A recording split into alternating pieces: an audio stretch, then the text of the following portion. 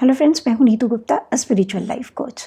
हमारी Bhagavad Gita in real life की series में सेकंड चैप्टर चल रहा है, जिसके 61 वर्सेस कवर हो चुके हैं और आज हम 62 से लेकर 68 तक के वर्सेस को कवर कर रहे हैं। इनकी डिटेल्स नीचे डिस्क्रिप्शन बॉक्स में आपके लिए अवेलेबल है और आप वहाँ चेक कर सकते हैं। तो लास्ट टाइम हमने देखा कि कृष्ण की बातें सुनने के बाद अर्जुन के अंदर एक जिज्ञासा जागी कि ये जो बुद्धिमान इंसान होता है, वाइज पर्सन, जिसको हम इवॉल्व भी कहते हैं, सेल्फ रियलाइज्ड भी कहते हैं, वो होता कैसा है, उसके अंदर क्या ऐसे गुण होते हैं जिससे हम उस इंसान को पहचान सकें, क्योंकि ऐसे तो पहचानना बहुत मुश्किल है इतने लोगों के बीच। तो लास्ट टाइम कृष्ण ने अर्जुन को एक वाइज पर्सन की काफ़ी सारी क्वालिटीज़ बताई कि जो एक बुद्धिमान व्यक्ति होता है उसको पता होता है उसको कहाँ अपनी सेंसेस पर कंट्रोल बनाना है और कहाँ उन्हें छोड़ना है।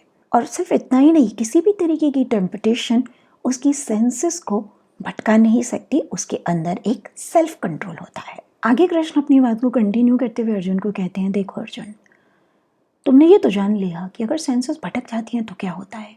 अब मैं तुम्हें बताता हूँ कि ये सेंसेस भटकती कैसे हैं।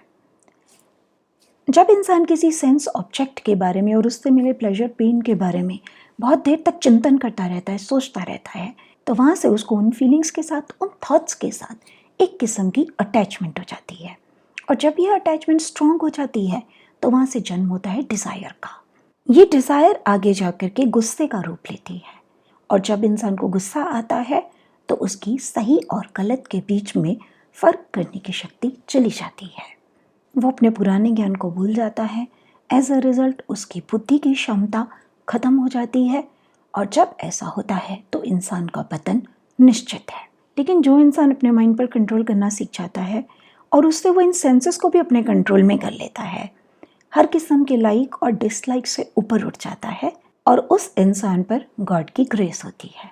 और जब गॉड की ग्रेस होती है तो बुद्धि स्थिर हो जाती है और जब बुद्धि स्थिर होती है तो वो सही निर्णय लेती है, जिससे इंसान हर किस्म की माइजरी से मुक्त हो जाता है और तभी वास्तव में उसके पास विजडम आती है। लेकिन अर्जुन, ये जो विजडम होती है ना, ये बिना सेल्फ कंट्रोल डेवलप किए नहीं पाई जा सकती और बिना विजडम के इंसान मेडिटेट भी नहीं कर सकता और मेडिटेशन अगर नहीं होगी तो उससे पीस नहीं आएगा और अगर पीस नहीं होगा तो इंसान अपनी ज़िंदगी में कभी भी खुश नहीं रह पाएगा। अगर एक भी सेंस भटक गई, इंसान के कंट्रोल से बाहर हो गई, तो वो उसकी बुद्धि हर लेगी। ठीक उसी तरीके से जैसे जब समुद्र में तूफान आता है तो बड़े से बड़ा जहाज भी हवा के बहाव में अपना रुख कर लेता है। इसलिए जिसकी सेंसेस पूरे तरीके से सेंस ऑब्जेक्ट से हट गई है वही डिवाइन के अंदर फिक्स हो सकता है और एक्चुअल में विजडम को पा सकता है। तो चलिए, हमने कृष्ण के शब्द तो सुन लिए, अब मैं आपको कृष्ण के शब्दों का वो वाला मतलब समझाती हूँ जो कृष्ण ने मुझको मेरी ज़िंदगी में समझाया। तो लास्ट टाइम कृष्ण ने इस बात को तो बहुत अच्छे से क्लियर कर दिया था कि अगर सेंसेस इंसान के कंट्रोल में नहीं होंगी तो इंसान तरह तरह की टेम्पटेशन के पीछे भागकर अपने लिए कर्मा क्रिएट करेगा, अपने आप को फंसा लेगा। और उसके आगे कृष्ण ने कहा कि अर्जुन, अगर इंसान सेंसेस से मिले किसी भी प्लेजर पेन के बारे में बहुत देर तक सोचता रहता है तो वो उससे अटैच हो जाता है। अब इसका क्या मतलब है? क्या हम कुछ फील करना बंद कर दें? तो यहाँ पर कृष्ण ये नहीं कह रहे कि आप फील मत करो, क्योंकि हम इंसान हैं, हमारे अंदर इमोशन, माइंड, थॉट सब कुछ गॉड ने ही डाल कर दिया है। इसलिए नहीं डाला कि हम कभी इन्हें ज़िंदगी में यूज़ ही ना करें, लेकिन इसलिए भी नहीं डाला कि एक ही चीज़ के अंदर अटक जाए। कहने का मतलब है, आपने कोई प्लेजर लिया, कहीं घूमने गए थे, फॉरेन ट्रिप किया था, बड़ा मज़ा आया, ऐसा मज़ा आपने ज़िंदगी में पहले कभी नहीं लिया। तो जिस दौरान आप वो ट्रिप कर रहे हैं ना, उसको पूरा एंजॉय कीजिए, अच्छे से कीजिए। बाद में भी ठीक है, आपके अंदर ये मेमोरीज थोड़ी बहुत रहती हैं, कभी कभी आप अपना मूड चेयर अप करने के लिए फिर से इन सबको रिकॉल करते हैं, खुश होते हैं, अच्छी बात है, लेकिन आपको उसके अंदर ना लॉस्ट नहीं होना। पुरानी यादों के साथ उनसे मिली खुशियाँ या दुख भी अगर मिला है तो उसके अंदर हमें डूब नहीं जाना, हमें रहना प्रेजेंट में ही है। अगर हम ये कर लेते हैं तो फिर तो ठीक है, और अगर हम ये नहीं कर पाते तो क्या होता है, हम ना हर वक्त उन्हीं के बारे में सोचते रहते हैं और हमें पता भी नहीं चलता, लेकिन हम कहीं ना कहीं उस प्लेजर पेन के साथ जो हमारी सेंसेस ने फील किया, सुनकर, देखकर, टच करके, टेस्ट करके, जैसे भी जो वो फीलिंग्स हमारे पास आई, हम उसके साथ कहीं अटैच हो जाते हैं। अटैचमेंट यही तो होती है ना, हम छोड़ नहीं पा रहे, भुला नहीं पा रहे किसी चीज़ को, तो दैट इज़ अटैचमेंट। अब जब हम इस अटैचमेंट को भी कंट्रोल नहीं करते, चलो यादें आ रही हैं, आप एंजॉय कर रहे हो, किए जा रहे हो, लेकिन आपके अंदर इच्छा आ रही है, अरे यार सिंगापुर गए थे, बड़ा मज़ा आया था, सेंटोसा बीच पर, क्या बीच था, दोबारा जाना है। ये होती है डिज़ायर, जो कहती है दोबारा करना है। अब यहाँ से जन्म हो गया डिज़ायर का।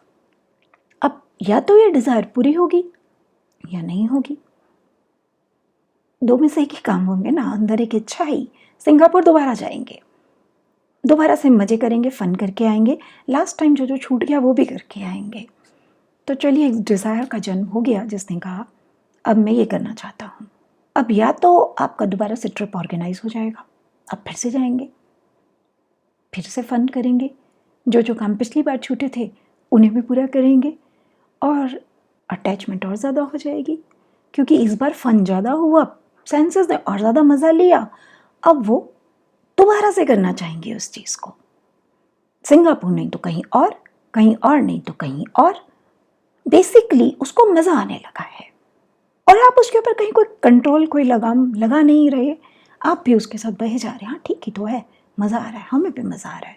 तो जब तक आपकी पॉकेट में पैसे हैं, आप अफोर्ड कर सकते हो, आप कर लोगे, और हेल्थ भी है और वीज़ा भी मिल रहा है। लेकिन जिस दिन इनमें से एक भी चीज़ की गड़बड़ हो गई, कुछ भी ऐसा हो गया जिसकी वजह से अब आप अफोर्ड नहीं कर पा रहे, तो यही चीज़ें जो हैं आपको गुस्सा दिलाएंगी। आप फ्रस्ट्रेट होंगे कि क्यों नहीं हो रहा, क्योंकि सेंस जाना चाहती है, सेंस एंजॉय करना चाहती है और आप कर नहीं पा रहे। अब एक तो चीज़ हो गई, मिलते मिलते रुक गया, दूसरी चीज़ें मिल ही नहीं पा रहा। पहला ट्रिप जब किया था तो कितने सालों से पैसे जोड़ रहे थे कि पूरी फैमिली के साथ हम सिंगापुर जाएंगे, अब पता चला 2 लाख का तो खर्चा हो गया। बार बार तो नहीं कर सकते इतना अफोर्ड, लेकिन सबकी सेंसेस, वाइफ की, बच्चों की और आपकी भी पीछे पड़ी हुई है, जाना है हमें तो। अब आपको अपनी पॉकेट भी देखनी है, सब कुछ देखना है, और आप जानते हो नहीं जा सकते, तो एज अ रिजल्ट फ्रस्ट्रेट होंगे, गुस्सा आपको आएगा कि भाई मैं क्या करूं, मेरे बस में थोड़ी है, होता तो ले ही जाता ना। तो यहाँ से भी गुस्से का जन्म हो जाएगा। अब आपने गुस्सा तो ज़िंदगी में कभी ना कभी एक्सपीरियंस किया ही होगा, कभी तो किया ही होगा। क्या आपने उस वक्त ये ऑब्जर्व किया कि जब आपको गुस्सा आता है ना, तो आपका माइंड जैसे आउट ऑफ कंट्रोल हो जाता है। हम उस वक्त पर ऐसी ऐसी बातें बोल जाते हैं, ऐसे ऐसे एक्शन कर बैठते हैं जो शायद अपने होशो हवास में हम कभी ना करते। इसी को कहते हैं इंसान के सही और गलत के बीच में फर्क करने की शक्ति का चले जाना। देखिए, जो हमारा माइंड है ना, ये ना एक ही जगह लग सकता है। मेडिटेटिव स्टेट उसे ही कहते हैं जब ये माइंड एक ही जगह टिका है। अब या तो ये शांत रहे और फोकस्ड होकर आपको समझाए कि भाई देखो, ऐसा ना बोलो, उनको बुरा लगेगा, उनकी फीलिंग हर्ट होगी, जो आप ऑलरेडी जानते हो। अब अगर हमने माइंड को वहाँ से हटा दिया और कहा नहीं मुझे गुस्सा आ रहा है, उसमें एंगेज होना है, तो माइंड वहाँ चला जाएगा कि भाई गुस्सा आ रहा है, ऑब्जर्व करो क्या क्या हो रहा है इसके अंदर। अब जब इंसान वहाँ लग गया और जो जो अंदर से आ रहा है बोले जा रहा है, तो क्या हुआ, बुद्धि अपना काम नहीं कर पा रही, वो उसको समझा नहीं पा रही। एक तरीके से हमारी सोचने समझने की शक्ति हमसे छिन गई, उसके ऊपर क्लाउड आ गए, बादल आ गए, तो कोई क्लैरिटी नहीं बची अब हमारे पास। और ये अक्सर होता है, आप कभी भी अपना कोई भी इंसिडेंस रिकॉल करके देखिए, जिस समय आपको गुस्सा आता है आप उस समय ऐसी ऐसी चीज़ें कर जाते हैं जो आप शायद कभी नहीं करना चाहते। तो इसलिए इस गुस्से का ना आना ही अच्छा है। अब जब ये गुस्सा आया, सोचने समझने की शक्ति चली गई, बुद्धि अपना काम ठीक से कर नहीं पा रही, तो इंसान कुछ ना कुछ गड़बड़ कर देगा। हो सकता है आप अपने बॉस को 4 गालियाँ देकर आ जाएं और अगले दिन बॉस आपको फायर कर दे। हस्बैंड से झगड़ा हुआ, अभी तक तो अंदर अंदर बातें दबाए जा रहे थे, लेकिन अब गुस्से में वो बोल डाला कि इसके बाद अब सीधा कोर्ट में ही मिल रहे हैं डिवोर्स के लिए। बाद में पछतावा तो हो रहा है, लेकिन तीर तो छुट गया तो छुट गया, बस वो बात होती है। तो गुस्सा बस कुछ ऐसा ही होता है, ऐसे ऐसे रिएक्शंस दिला देता है इंसान से जो उसने कभी सोचे भी नहीं होते। और इसका कारण सिर्फ यही होता है कि बुद्धि जो है हमारी एक्लिप्स हो गई है। इसीलिए कृष्ण ने कहा यहाँ से बस फिर उसका पतन शुरू हो जाता है। और इसलिए बहुत ज़रूरी है कि हम अपने गुस्से को कंट्रोल में रखें, क्योंकि ये जो एंगर होता है ना, ये बुद्धि तो हरता ही हरता है, हमारा पीस भी हर लेता है। और बाद में जो हमने उस गुस्से की स्टेट के अंदर काम किए होते हैं, बाद में जब हमारी बुद्धि वापस आती है तो एक किस्म का गिल्ट भी आता है अपने अंदर कि ये क्या बोल दिया मैंने, क्यों बोल दिया। फिर जो ये ईगो होती है माफ़ी नहीं मांगने देती। ये भी तो बहुत बड़ी समस्या है ना। गलती रियलाइज़ भी हो गई, लेकिन ईगो कहती है मैं क्यों झुकूं। तो क्या होता है, अच्छे भले रिलेशनशिप बिगड़ जाते हैं। सिर्फ रिलेशनशिप नहीं, और भी बहुत सारी चीज़ें हैं। गुस्से में कई बार हम ऐसे डील्स तोड़ सकते हैं, ऐसे कुछ कमिटमेंट्स कर लेते हैं जो हमारे लिए हार्मफुल है। लेकिन क्योंकि बुद्धि काम ही नहीं कर पा रही थी ना, तो बुद्धि काम नहीं कर पा रही थी, तो भले ही आप कितने ही वाइज हों, गड़बड़ तो होगी होगी। कई बार जब मैं बहुत सारे साधु संतों को, योगियों को गुस्से में देखती हूँ, तो मैं ये सोचती हूँ कि अरे यार, ये तो इवॉल्व हैं, हम इनको कहते हैं लिबरेटेड हैं, एनलाइटेंड हैं, मोक्ष पा चुके, तो अभी तक इनका गुस्से पे कंट्रोल क्यों नहीं आया। देखिए, मैं तो ऐसे ही सोचती हूँ, इसलिए मैं दुनिया की सुनी सुनाई बातों पे नहीं जाती, मैं अपना दिमाग चलाती हूँ हर चीज़ में। और मुझे लगता है यही राइट वे है अगर आप एक्चुअली में गीता के ज्ञान को समझना चाहते हो। और मुझे ये सब कृष्ण ने ही सिखाया है, हर बात को क्वेश्चन करना। मुझे कृष्ण ने सिखाया है कि यूं ही आंख बंद करके भागा मत करो किसी के पीछे, दिमाग चलाओ, चलाने के लिए दिया है। तो ये तो कृष्ण ने बताया कि गुस्सा अगर आएगा तो आपका पीस छीन लेगा, पीस छीन लेगा तो हैप्पीनेस कहाँ से आएगी। हैप्पीनेस के अंदर पीस का होना तो बहुत ज़रूरी है। पीस नहीं है तो हैप्पीनेस इज इनकम्प्लीट। अब आगे अर्जुन को कृष्ण थोड़ी और बातें समझाते हैं, क्योंकि विजडम के बारे में बात चल रही है। तो कृष्ण कहते हैं, अर्जुन, ये जो विजडम है ना, ये बिना सेल्फ कंट्रोल के नहीं आ सकती, क्योंकि सेल्फ कंट्रोल ही तो है जो आपके सेंसेस को भी कंट्रोल में रखेगा, आपके माइंड को भी खींच खींच के लाएगा कि ज़्यादा नहीं सोचना भाई, जिस बारे में सोचना वही सोचो। फीलिंग्स भी आपकी कंट्रोल में रखेगा, गुस्से को भी आपके कंट्रोल में रखेगा। तो सेल्फ कंट्रोल तो डेवलप करना बहुत ज़्यादा ज़रूरी चीज़ है। यानी कि जिस इंसान के अंदर सेल्फ कंट्रोल नहीं आया ना, वो इंसान वाइज नहीं हो सकता। हाँ, किताबी ज्ञान होगा उसके पास खूब सारा, पर किताबी ज्ञान किसी काम का नहीं है। ज्ञान तो वो है जो अंदर उतर जाए, यानी कि आपको सेंसेस को खींचना आ जाए अपने अंदर समेटना आ जाए। और जब आपको गुस्सा आ रहा है तो आप उस गुस्से को भी अपने अंदर कंट्रोल करना सीख जाओ। विजडम तो सिर्फ उसी इंसान के पास आती है। इसलिए जो वास्तव में ज्ञानी है ना, उसका एक सेल्फ कंट्रोल डेवलप हो जाता है। मुझे भी कृष्णा ने ऐसे ही सिखाई है हर चीज़ें, जो मैं आपको बताती हूँ कि मुझे मुश्किल मुश्किल रास्तों से गुजारा। तो ये मुश्किल रास्तों से जब गुजारा ना, तो उसका पर्पस यही था कि यहाँ से सेल्फ कंट्रोल करना सीखो, यहाँ से गुस्से पे कंट्रोल करना सीखो, यहाँ से सेंसेस को अपने कंट्रोल में लेकर आओ, यहाँ से कब किसको क्या बोलना है ये सीखो।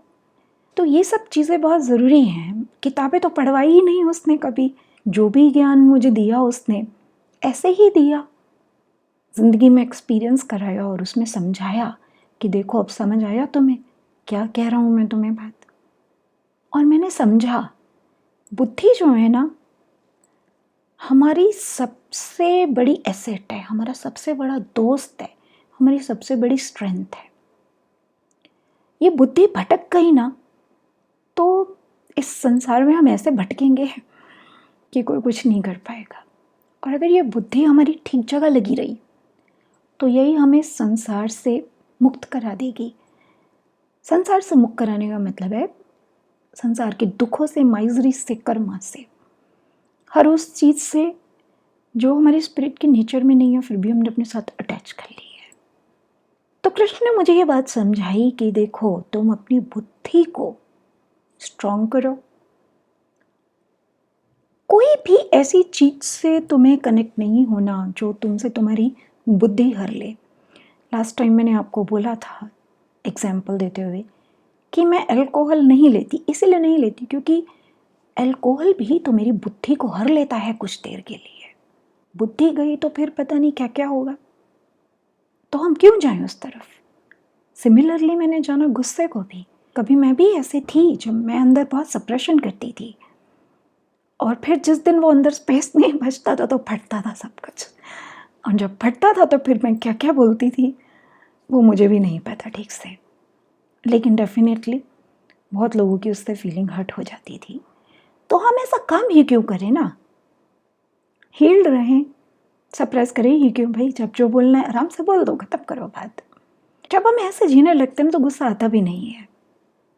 तो ये सब चीज़ें मैंने तो समझी मेरी ज़िंदगी में कि अगर आपके कंट्रोल से गई तो सच में आपको बहुत बड़ा नुकसान है। इसको हम कोई स्पिरिचुअल टैग लगा कर ये नहीं कह सकते तो गीता का ज्ञान है, हमें क्या करना है इससे। ये गीता का ज्ञान नहीं है, साइंटिफिक है। माइंड इसी तरह से काम करता है, एक बार में एक ही जगह लग सकता है वो। या तो गुस्से में लगा दो, नेगेटिव सोचने में लगा दो, या उसको शांत करो और सोचो किस में लगाना है। तो मुझे तो कृष्णा ने यही सिखाया, माइंड को हमेशा शांत रखो, स्थिर रखो, ताकि जिधर तुम्हें लगाना है तुम उसको वहां लगा सको, ना कि उधर लगाओ जिधर तुम्हारी सेंसेस लगवा रही हैं। तो बहुत गूढ़ गहराई का रहस्य है कृष्ण की स्टेटमेंट के अंदर। तो आगे कृष्ण कहते हैं कि जो इंसान ना हर किस्म की लाइक्स और डिसलाइक्स से ऊपर उठ जाता है, यानी अटैचमेंट्स और एवर्जन से, ना तो उसके अंदर कोई बहुत स्ट्रांग डिज़ायर है कि मुझे ये करना ही करना है, और ना ही उसके अंदर कोई बहुत ज़्यादा किसी चीज़ को लेकर खुंदक है, गुस्सा है कि मुझे करना ही नहीं है। क्योंकि ये दोनों चीज़ों के हाथ में ना पावर है, हमें वीक बनाने की और हमें गुस्सा दिलाने की, हमें फ्रस्ट्रेट करने की और हमारी बुद्धि करने की।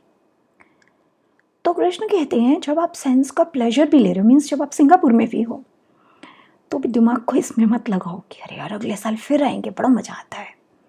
इस बार सिंगापुर गए ना, अगले साल मलेशिया जाएंगे, मलेशिया भी क्या यार, यूएस से जाएंगे, डिज्नीलैंड जाएंगे। तो जब वक्त आएगा चले जाओ, पर सेंसेस को ना उसमें इतना एंगेज मत करो कि वही सोचते रहो। तो कृष्ण कहते हैं जो उस समय में भी स्थिर हो जाता है कि एंजॉय कर रहा है, कोई चीज़ बुरी लगी ठीक है, ख़त्म करो उसको, कब तक पकड़ के बैठे रहोगे। तो वास्तव में बुद्धि उसी के पास आती है, क्योंकि बाकी तो सब बातें कर रहे हैं। मैंने तो बहुत लोगों को देख लिया ज़िंदगी में कि बहुत बड़ी बड़ी बातें करते हैं, दूसरों को प्रवचन देते हैं, गुस्सा कैसे कंट्रोल करो उसके टिप्स बताते हैं। और मैंने खुद ने देखा जब उनके ऊपर ज़रा सी कोई डिस्टर्बिंग सिचुएशन के अंदर वो फंसते हैं तो उनका गुस्सा out of control, totally out of control. उस समय वो भी भूल जाते हैं कि उन्हें 1 to 10 काउंट करना था। तो अगर आपके ऊपर कोई कंट्रोल डेवलप नहीं हुआ, अंदर कोई बदलाव नहीं आया, लेकिन अपने ज्ञान की वजह से आप अपने आप को ज्ञानी समझ रहे हो, तो आप एक बहुत बड़े भ्रम में हो। इसलिए कृष्ण कहते हैं कि अर्जुन, तुम्हारी जितनी भी सेंसेस है ना, अगर एक भी आउट ऑफ कंट्रोल हो गई, तुम्हारे कंट्रोल में नहीं रही, तो याद रखो ये इतनी पावरफुल है कि इनमें से एक सेंस के पास भी इतनी शक्ति है कि तुम्हारी बुद्धि हर लेगी। और जब तुम्हारी बुद्धि हर लेगी ना, तो फिर वो बस जैसे एक तूफान के आने पर हवा के झोंके के साथ एक इतना बड़ा जहाज भी अपना रास्ता भटक कर उसके पीछे पीछे उसके वेग में चलने लगता है, ऐसे ही हमारी ये बुद्धि भी उसके पीछे पीछे चलने लगती है, क्योंकि उसकी सही और गलत को समझने की क्षमता खो चुकी है। तो ऐसे इंसान पर ना तो डिवाइन ग्रेस होती है, और अगर डिवाइन ग्रेस नहीं होती तो बुद्धि का आना असंभव है। मैंने बहुत लोगों को देखा कि वो ये जो स्पिरिचुअलिटी और ये सब चीज़ें हैं ना, इनसे भागते हैं, क्योंकि उनको इस तरह से बता दिया गया है कि ये जो इस तरीके की लाइफ है और ये जो प्रैक्टिसेस की मैं अभी बात कर रही हूँ, ये सब सिर्फ उन्हें ही करने की ज़रूरत है जिन्हें मोक्ष की ज़रूरत है। तो मोक्ष को भी एक्चुअली हमारे यहाँ समझा नहीं जाता ठीक तरीके से। मोक्ष भी कोई ये थोड़ी है कि आप दोबारा जन्म नहीं ले रहे। मोक्ष तो एक्चुअली जिंदा रहते रहते लिया जाता है। मुझे तो कृष्णा ने ऐसे ही समझाया कि वास्तव में मोक्ष वो है जब इस संसार में रहते रहते आप हर बुराई से, हर दुख से, हर लिमिटेशन से, हर नेगेटिविटी से आज़ाद हो जाओ। बेसिकली आप अपनी स्पिरिट फॉर्म में वापस आ जाओ। और ये जो स्टेट है ना, एक्चुअली इसी स्टेट के अंदर जिंदगी को जीने का असली मजा है। और ये स्टेट सिर्फ तभी आ सकती है जब ये ज्ञान जो हम इधर उधर से ले रहे हैं या लोग हम तक पहुंचा रहे हैं, हम इसको अपनी ज़िंदगी में ना प्रैक्टिस करना स्टार्ट करें। और प्रैक्टिस करने के लिए हमें कुछ डिफ़िकल्ट रास्तों से गुजरना ही पड़ता है। कुछ चीज़ें ऐसी होती हैं जो ज़िंदगी की हार्डशिप और स्ट्रगल से ही समझ में आती हैं। तो इन शब्दों के ऊपर आप मेडिटेट कीजिए और थोड़ा थोड़ा अपने ज़िंदगी के अंदर अप्लाई करना स्टार्ट कीजिए। क्योंकि ये सब स्ट्रेंथ्स हैं, ये मोक्ष पाने वाले लोगों के लिए नहीं है, उनके लिए हैं जो जीते जी एक फ्रीडम वाली लाइफ को, एक हैप्पी लाइफ को जीना चाहते हैं। तो आज के लिए इतना ही। नेक्स्ट टाइम आगे के वर्सेस पर डिस्कशन करेंगे। तब तक के लिए जय श्री कृष्ण।